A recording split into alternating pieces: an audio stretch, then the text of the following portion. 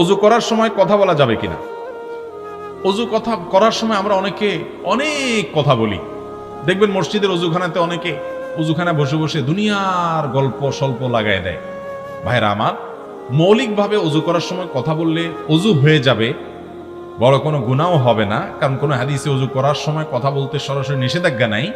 কিন্তু আমরা কে না জানি যে অজু করার সময় আমি যখন কথা বলবো তখন একে তো পানি অপচয় হতে পারে, অজু একটা ইবাদত, এদিকে মনোযোগ না থেকে কথার মধ্যে আমি হাবুডুবু খাবো, কয়বার কুলি করলাম, কয়বার হাত ধুলাম, হয়তো আমার অসুবিধা তৈরি হবে, নানা রকমের সমস্যা হতে পারে। এই জন্য অনেক উলামায়ে কেরাম, অনেক ইমামগণ অজুর সময় অপ্রয়োজনীয় দুনিয়াবি কথা বলাটাকে মাকরু বলেছেন। প্রয়োজনীয় কথা আপনি বলতে পারেন, ভাই আসেন, ভাই বসেন, আমি আসতেছি, বসতেছি, এ ধরনের দরকারি কথা দু চারটা বলতে অসুবিধা নাই।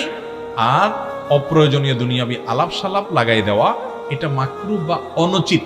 কিন্তু এর কারণে অজু হবে না, ব্যাপারটা সেরকম না। যথাসম্ভব অজুর দিকে মনোযোগ থাকা উচিত। শুরুতে বিসমিল্লাহ বলবেন, আর শেষে কালিমায়ে শাহাদা পাঠ করবেন। এরপরে আল্লাহুম্মা জাআলনি মিনাত তাওয়াবিন ওয়া জাআলনি মিনাত মুতাতাহহিরিন পাঠ করবেন।